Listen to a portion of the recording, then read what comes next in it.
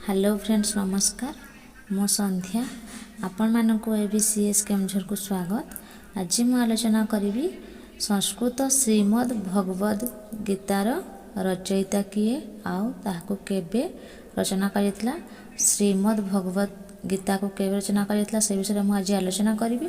आपण मा शेष पर्यंत देखंतु वीडियो देखंतु स्टार्ट करिबा। श्रीमद् भगवद गीतार रचयिता भावरे महाकवि वेदव्यास प्रसिद्धि अर्जन करिछन्ति। सेही वेदव्यास थिले महर्षि वशिष्ठंकर नाती, शक्तिंकर पौत्र, पराशंकर पुत्र एवं ब्रह्मनिष्ठ शुकदेवंकर जनक।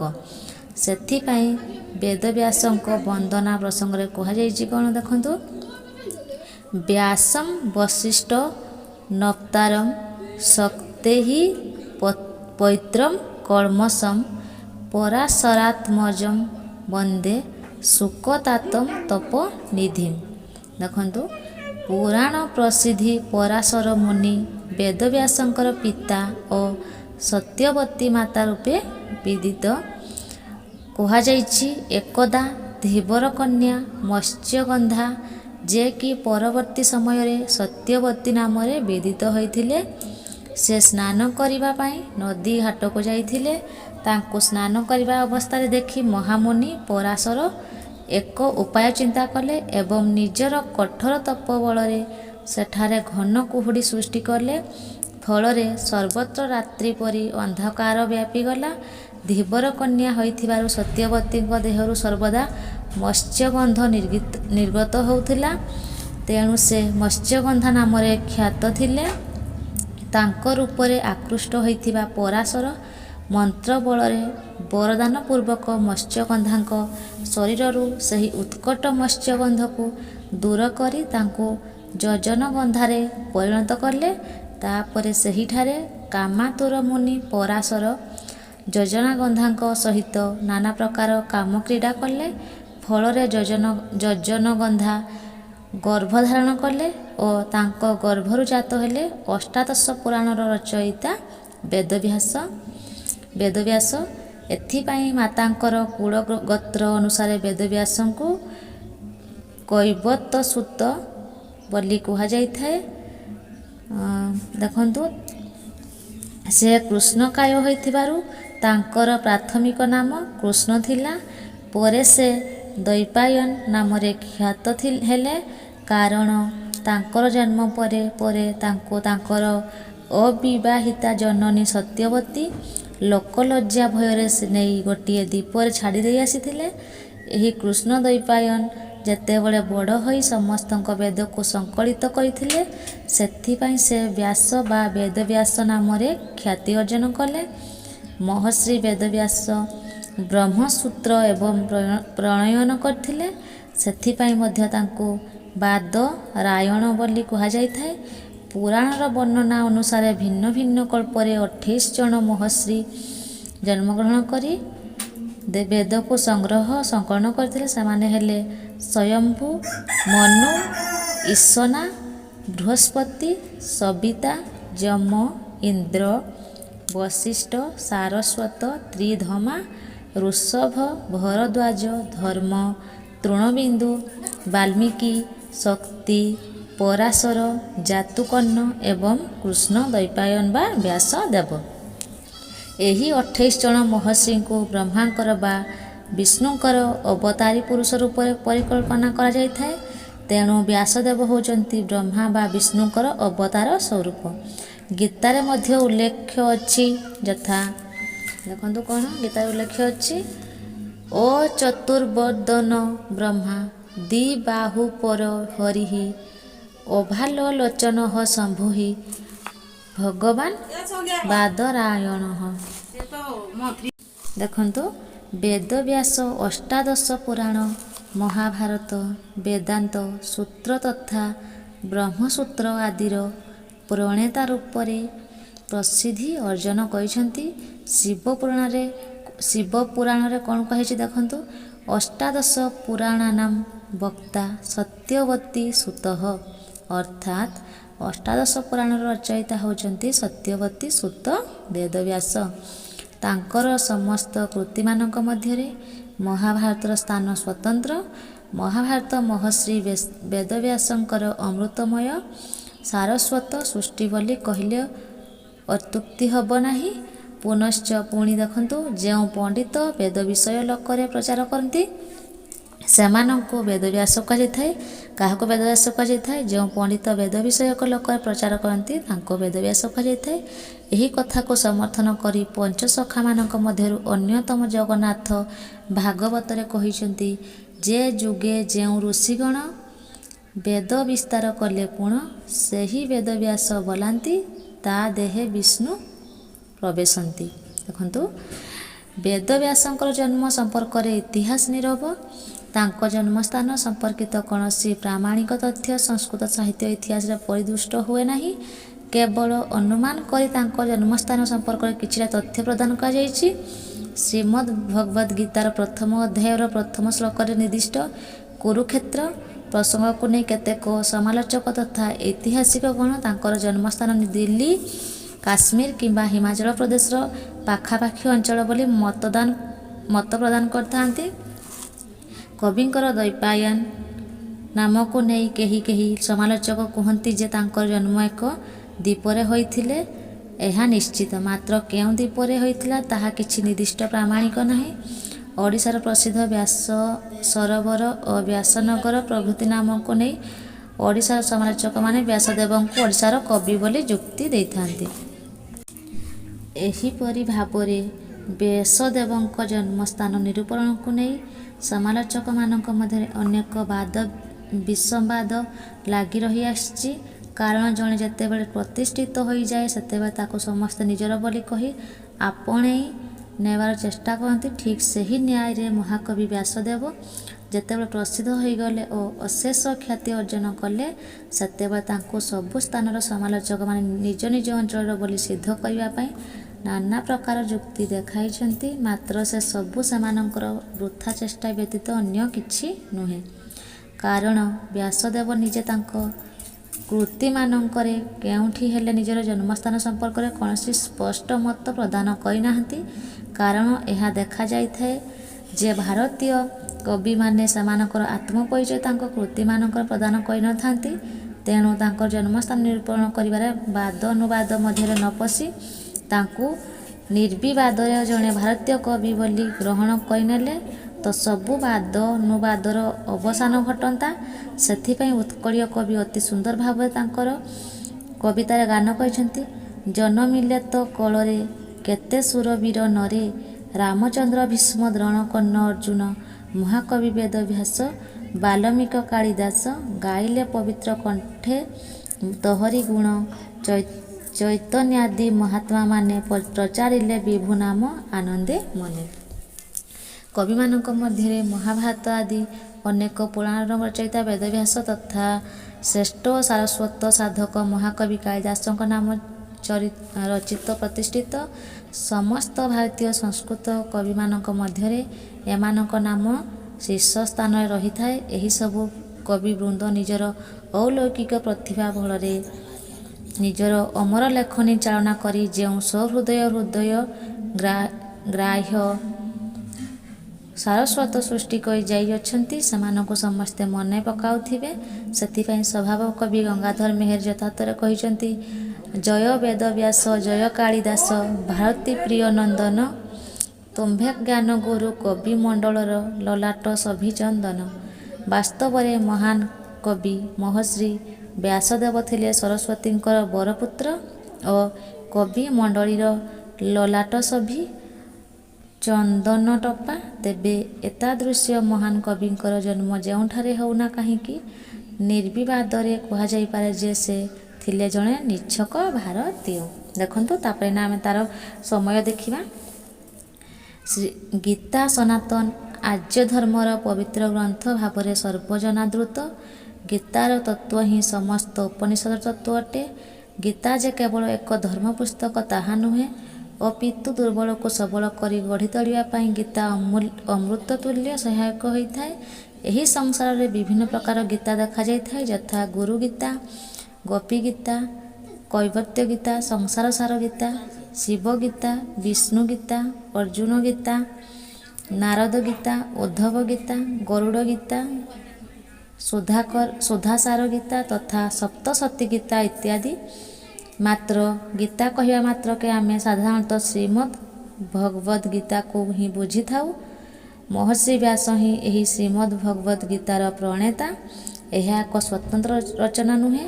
ଏହି ଶ୍ରୀମଦ୍ ଭଗବତ ଗୀତା ମହର୍ଷି ବେଦବ୍ୟାସଙ୍କ ରଚିତ ମହାଭାରତ ଭୀଷ୍ମ ପର୍ବର ଅଂଶବିଶେଷ। ମହାଭାରତର ଭୀଷ୍ମ ପର୍ବରେ 42ଟି ଅଧ୍ୟାୟ ରହିଛି।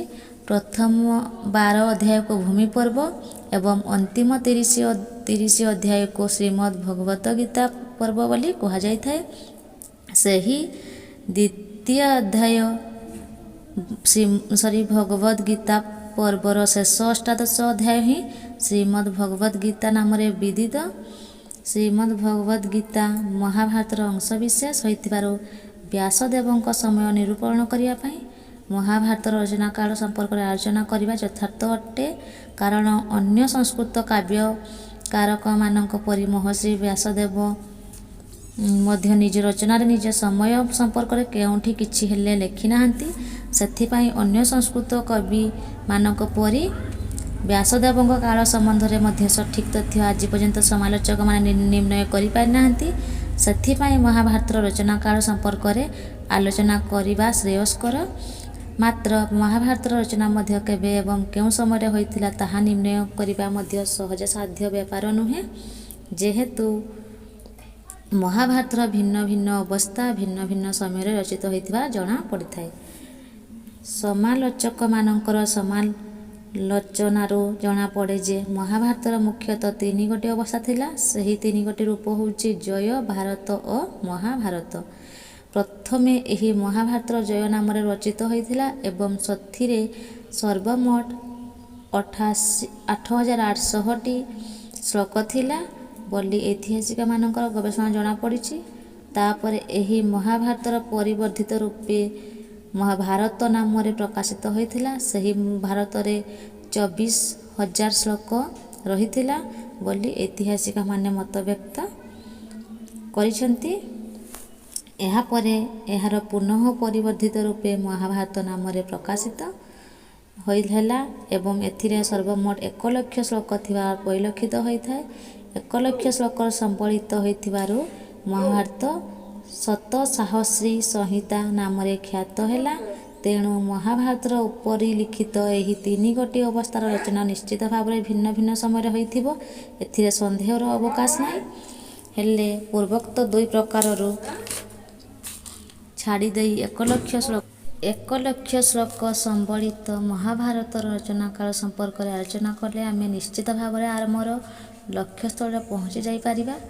ମହାଭାରତର ପରିବର୍ଦ୍ଧିତ ଅଂଶର ପର୍ଯ୍ୟାଲୋଚନାରୁ ଜଣାଯାଏ ଯେ ଏଥିରେ ଗ୍ରୀକମାନଙ୍କର ଆକ୍ରମଣ ପ୍ରସଙ୍ଗ ବର୍ଣ୍ଣନା କରାଯାଇଛି।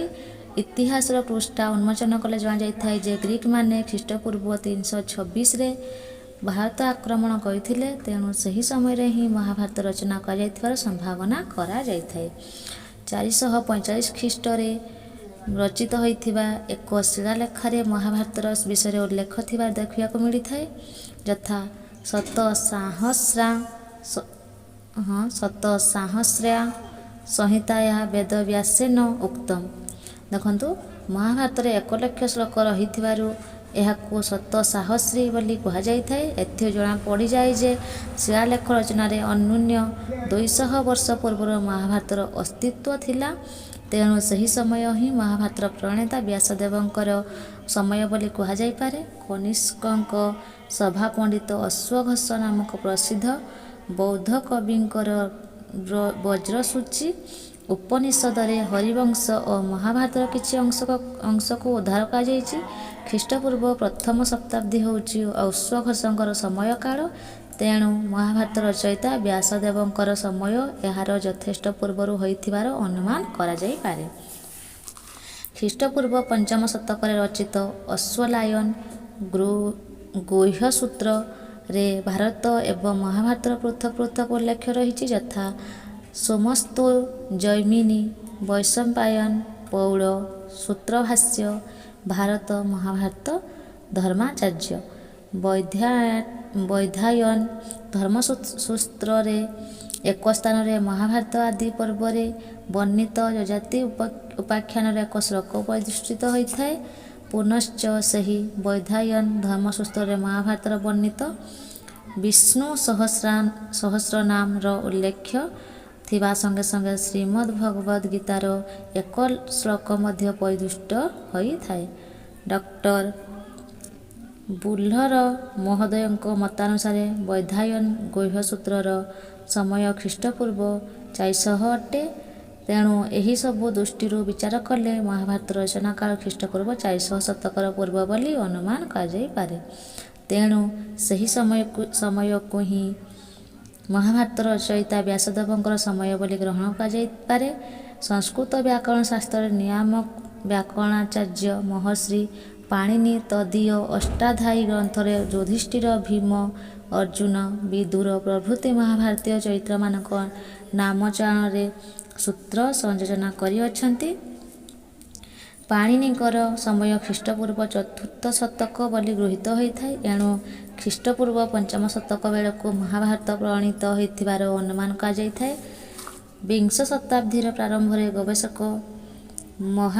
ମହୋପାଧ୍ୟାୟଟି ଗଣପତି ଶାସ୍ତ୍ରୀ ଭାସଙ୍କର 13 ଖଣ୍ଡ ନାଟକ ଲୋକଲୋଚନକୁ ଆଣିଥିଲେ। ସେହି ନାଟକମାନଙ୍କ ମଧ୍ୟରୁ 6 ଖଣ୍ଡି ନାଟକରେ ମହାନାଟ୍ୟକାର ଭାସ ମହାଭାରତର କଥାବସ୍ତୁକୁ ଆଧାର କରି ନାଟକ ରଚନା କରିଛନ୍ତି। ବିଦ୍ୱାନମାନେ ନାଟ୍ୟକାର ଭାସଙ୍କର ସମୟ ଖ୍ରୀଷ୍ଟପୂର୍ବ 4ର୍ଥ ଶତାବ୍ଦୀ ବୋଲି ସ୍ଥିର କରିଛନ୍ତି। ତେଣୁ ମହାଭାରତ ରଚନା କାଳ ଖ୍ରୀଷ୍ଟପୂର୍ବ 4ର୍ଥ ଶତକର ପୂର୍ବବର୍ତ୍ତୀ ଓ ସେହି ସମୟ ହିଁ ବ୍ୟାସଙ୍କର ସମୟ ବୋଲି କୁହାଯାଇପାରେ। ଖ୍ରୀଷ୍ଟପୂର୍ବ 3ୟ ଶତକ ରାଜା ଚନ୍ଦ୍ରଗୁପ୍ତଙ୍କ ସମୟରେ ସେଲ୍ୟୁକସଙ୍କ ଦ୍ୱାରା ପ୍ରେରିତ ହୋଇ ଭାରତକୁ ଆସିଥିବା ଗ୍ରୀକ୍ ପରିବ୍ରାଜକ ମେଘାସ୍ତିନିସ୍ ତାଙ୍କ ବିବରଣୀ ପୁସ୍ତକ ଇଣ୍ଡିକାରେ ଚନ୍ଦ୍ରଗୁପ୍ତ ଏବଂ ଶ୍ରୀକୃଷ୍ଣଙ୍କ ଜନ୍ମ ବୃତ୍ତାନ୍ତ ବର୍ଣ୍ଣନା କରିଛନ୍ତି। ସେହି ବିବରଣୀ ପୁସ୍ତକରେ ସେ ଲେଖିଥିବା କେତେଗୁଡ଼ିଏ ଗଳ୍ପ ମହାଭାରତୀୟ କାହାଣୀ ଉପରେ ଆଧାରିତ। ସେ ମଧ୍ୟ ମହାଭାରତର ସହିତ ଭଲ ଭାବରେ ପରିଚିତ ଥିଲେ ବୋଲି ତାଙ୍କ ବିବରଣୀରୁ ସ୍ପଷ୍ଟ ଜଣାପଡ଼ିଥାଏ। କାରଣ ସେହି ସମୟରେ ମହାଭାରତର ବହୁଳ ପ୍ରଚାର ଘଟିଥିଲା। ଏଣୁ ମହାଭାରତ ଖ୍ରୀଷ୍ଟପୂର୍ବ 3ୟ ଶତକ ଯଥେଷ୍ଟ ପୂର୍ବରୁ ରଚିତ ହୋଇଥିବାର ଅନୁମାନ କରାଯାଇଥାଏ। ସମ୍ପୂର୍ଣ୍ଣ ମହାଭାରତର 3ଗୋଟି ଅବସ୍ଥା ଏକ ସମୟରେ ରଚିତ ହୋଇନାହିଁ, ଏହା ସତ୍ୟ। ପ୍ରସିଦ୍ଧ ଐତିହାସିକ ଗବେଷକ ଦେଖନ୍ତୁ ୱିଣ୍ଟରନାଇଟିଙ୍କ ତାଙ୍କର ରଚିତ ହିଷ୍ଟରୀ ଅଫ୍ ଇଣ୍ଡିଆନ୍ ଲିଟରେଚର ପୁସ୍ତକରେ ଲେଖିଛନ୍ତି ଯେ we have seen however that some elements of our present Mahabharata reach back into Vedic period and much specially in the dedicated section is drawn for a literary common propriety for which also Buddhi and Jains probably already in the 5th century BC have drawn। ଦେଖନ୍ତୁ ଏଣୁ ଉପଯୁକ୍ତ ଆଲୋଚନାରୁ ଏହା ନିଃସନ୍ଦେହରେ ସିଦ୍ଧ ହୋଇଥାଏ ଯେ ମହାଭାରତର ଖ୍ରୀଷ୍ଟପୂର୍ବ 5ମ ଶତକର ରଚନା। ତେଣୁ ତାହା ହିଁ ହେଉଛି ଶ୍ରୀମଦ୍ ଭାଗବତ ଗୀତାର ରଚୟିତା ବେଦବ୍ୟାସଙ୍କ ସମୟ ହେଲା। ତାହେଲେ ଶ୍ରୀମଦ୍ ଭଗବତ ଗୀତାର ରଚୟିତା କିଏ? ବେଦବ୍ୟାସ ହେଲା। ମନେ ରଖିବେ, ସଂସ୍କୃତ ଶ୍ରୀମଦ୍ ଭାଗବତ ଗୀତାର ରଚୟିତା ବେଦବ୍ୟାସ। ଓକେ ଫ୍ରେଣ୍ଡ, ଆଜିର ଭିଡ଼ିଓ ଏତିକି। ଭିଡ଼ିଓକୁ ଏଠି ଏଣ୍ଡ କରିବା। ପୁଣି ନେକ୍ସଟ ଭିଡ଼ିଓରେ ଆପଣଙ୍କ ସହିତ ଆଉ ଗୋଟେ ଟପିକ୍ ନେଇକି ଦେଖା ହେଉଛି। ଯଦି ଫ୍ରେଣ୍ଡ ମୋ ଭିଡ଼ିଓଟି ଭଲ ଲାଗିବ ଲାଇକ୍, ସେୟାର, କମେଣ୍ଟ, ସବସ୍କ୍ରାଇବ୍ କରିବାକୁ ଜମାରୁ ଭୁଲିବେନି। ରହୁଛି ଫ୍ରେଣ୍ଡ, ନମସ୍କାର।